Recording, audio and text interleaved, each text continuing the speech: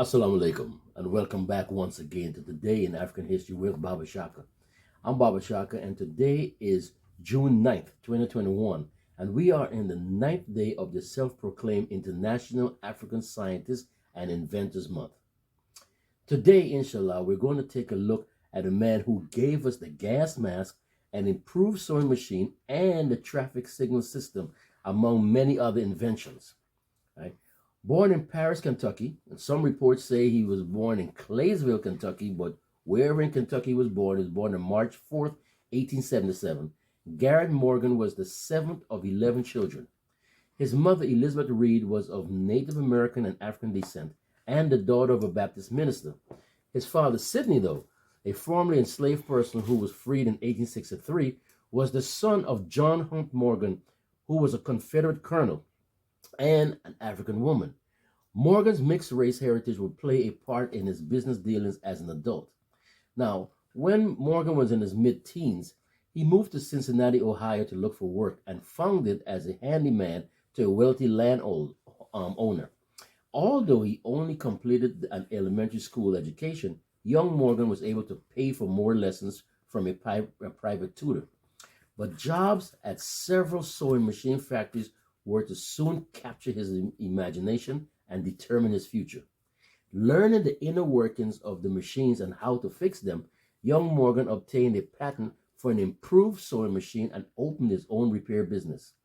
Mr. Morgan's business was a success, and it enabled him to marry a Bavarian woman named Mary Ann Hassick and establish herself in Cleveland. Now, he and his wife would have 3 sons during their marriage. Now, this was his second marriage. His first was to Madge Nelson, an African woman, in 1896, but they were soon divorced in 1898. Now, when he married Mary Ann Hassick, it would become one of the earliest interracial marriages in Cleveland, and their 3 sons were John P., Garrett A. Jr., and Cosmo H. Morgan.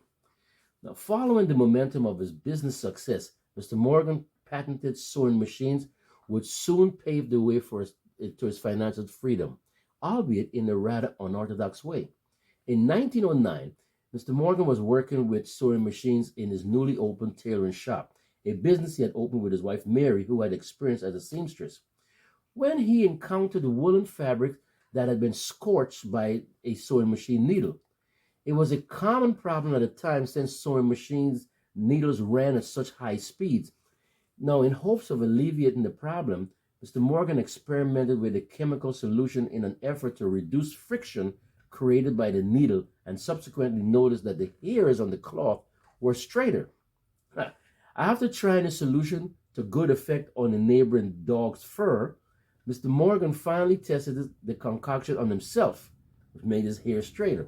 Now, when that worked, he quickly established the G.A. Morgan Hair Refining Company and sold the cream to Africans in America in order to straighten their hair. The company was incredibly successful, bringing Morgan financial security and allowing him to pursue other interests. In 1914, Mr. Morgan patented a breathing device or safety hood, providing its wearers with a safer breathing experience in the presence of smoke, gases, and other pollutants. Mr. Morgan worked hard to market the device, especially the fire departments, often personally demonstrating its reliability in fires. Mr. Morgan's breathing device became the prototype and precursor for the gas mask used during World War I, protecting soldiers from toxic gas used during warfare. The invention earned him the first prize at the Second International Exposition of Safety and Sanitation in New York City. Now, there was some resistance to Mr. Morgan's devices among buyers, particularly in the South, where racial tension remained palpable despite advances in the rights for Africans in America.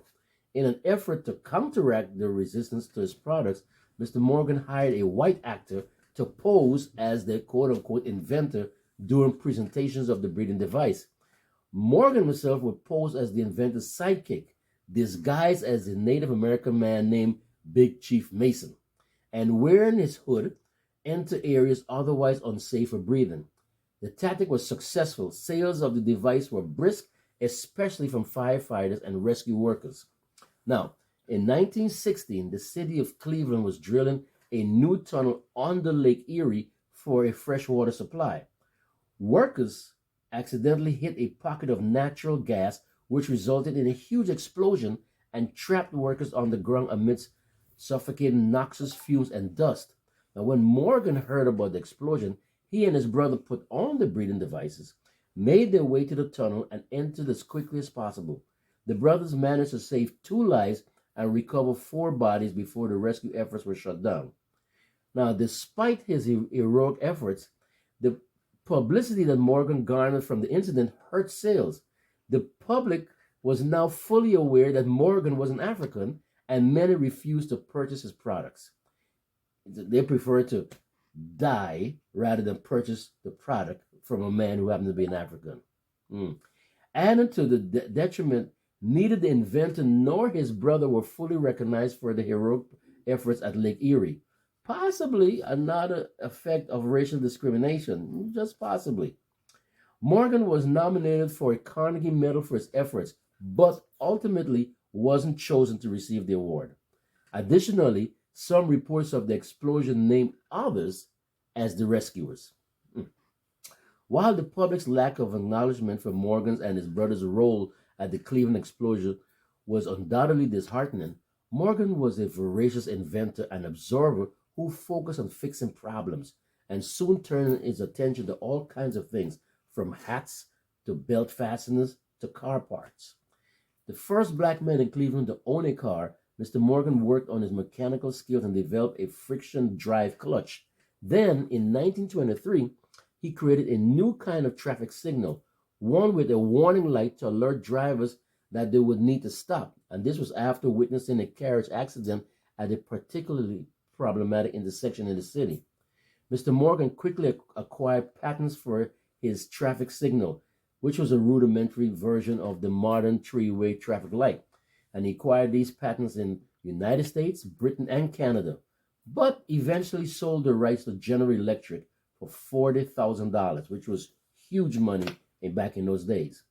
Now, outside of his inventing career, Mr. Morgan diligently supported the African American community throughout his lifetime. He was a member of the newly formed National Association for the Advancement of Colored People, or NAACP.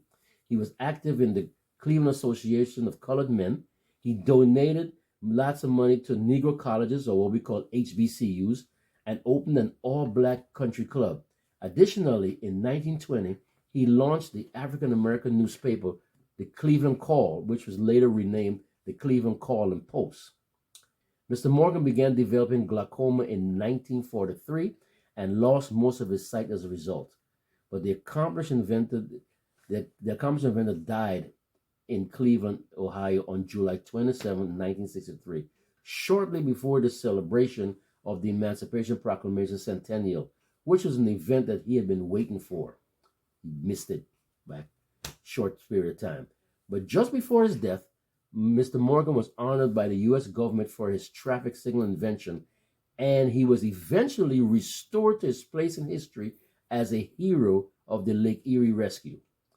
Mr. Morgan's inventions have had a tremendous impact on the safety and well-being of people all over the world, from miners to soldiers to first responders to ordinary car owners and pedestrians, to you and I, right? His achievements as a son of formerly enslaved people against all odds and in the face of Jim Crow era discrimination are inspiring. Case Western University awarded him an honorary degree, and his papers are stored there. Now, there are quite a few books written about Garrett Morgan, including Garrett Morgan, Inventor by Garrett Nelson Jackson, To the Rescue, Garrett A. Morgan on the Ground by Monica Kulking, and Garrett Morgan by Maria Mas. Inshallah, I'll list these titles down in the comment section for you. So be sure to get them, especially for the youngsters, right? A mighty big thank you to all of our subscribers and supporters. To those of you who have not yet subscribed, please take this time to hit that subscribe button just below the screen there and lend us your much needed support for these daily lessons. Please like and leave a comment down in the comment section below. But most importantly, please share, especially with the young, especially with the young amongst us, because as you and I both know, this material is not taught in our schools. So, until tomorrow, inshallah, this is Baba Shaka with Today in African History. Masalam.